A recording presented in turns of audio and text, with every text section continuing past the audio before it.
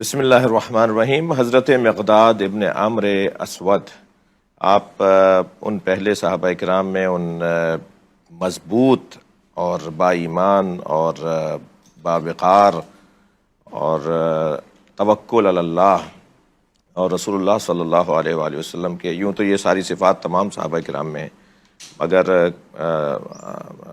جو اولون ہیں، جو سابقون ہیں، جن کا درجہ یعنی اس وقت کے ساتھی ہیں کہ جس وقت میں ساتھ دینے والے کم تھے، تو یقیناً ان کا درجہ بہت بڑا درجہ ہے۔ حضرت مقداد کثیر العیال تھے اور آپ کی دو بہنیں بھی بیوہ آپ کے ساتھ تھیں اور ان کے بچے بھی تھے، اور محنت مزدوری مشقت بھی کیا کرتے تھے اور اس سے اپنے گھر کا سامان فراہم کرتے تھے، اور نبی مکرم کے کسی بھی حکم پر نہ صرف تاخیر نہیں کی بلکہ سب سے آگے رہے، پیش قدم رہے۔ اور ایک بڑی فضیلت جو حضرت مقداد کی ہے، وہ جنت جن چار لوگوں کی مشتاق ہے، ان میں حضرت مقداد بھی ہیں۔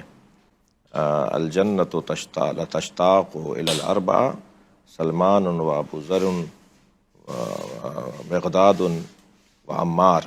پھر اس میں پوچھا گیا کیا اس میں علی نہیں ہے، تو حضرت نے فرمایا کہ منہم علی منہم، علی ان کے ساتھ ہیں، علی ان کے ساتھ ہیں، کیونکہ مولا علی علیہ السلام کے بارے میں تو بحث تھوڑی سی ویسی بڑی حسین ہو جاتی ہے کہ جب کوئی کہتا ہے کہ صحابہ کرام میں، تو حضرت فرماتے ہیں کہ علی صحابہ میں ایک خاص مقام رکھتے ہیں، اہل بیت میں علی خاص مقام رکھتے ہیں، جنت ان کے بچوں کے ہاتھ میں دی گئی ہے۔ تو مولا کائنات کا حساب تو نبی مکرم نفس مصطفیٰ اور نفس رسول کے عنوان سے لیتے ہیں، اور انا والی من نور واحد کے عنوان سے لیتے ہیں۔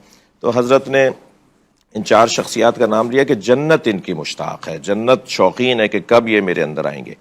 حضرت مقداد کے گھر ایک دفعہ فاقہ ہوا، اور بہت وہ فاقے کا دورانیہ طویل ہو گیا، تو مولا علی علیہ السلام کی خدمت میں تشریف فرما ہوئے اور فرمایا کہ یا علی، میرے گھر میں فاقہ ہے اور میں عیال وار ہوں اور میں وسائل نہیں رکھتا۔ تو حضرت نے ایک کرامت اپنی ان پر ظاہر فرمائی، اور حضرت کے گھر میں، اپنے گھر میں فاقہ تھا، اور کمال اس گھرانے کا یہ ہے، وہ جو آیت ہے والذین ينفقون فی السراء والضراء، ایک خانوادہ ایسا ہے جو دارائی میں بھی عطا کرتا ہے اور ناداری میں بھی عطا کرتا ہے۔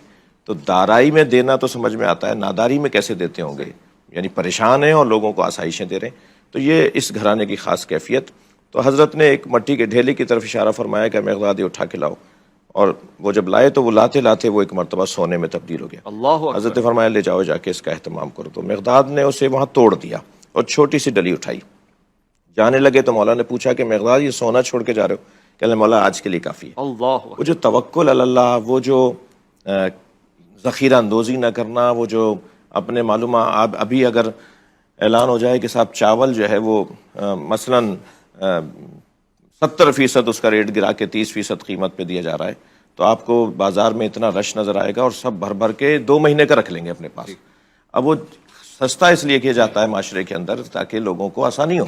ہمارے ہاں ذخیرہ اندوزی اتنی زیادہ ہے۔ تو وہ ایک پیغام حضرت مقداد کی زندگی سے کہ آپ نے وہ چھوٹی سی ڈلی اٹھائی، فرمایا میرے آج کے لیے کافی ہے۔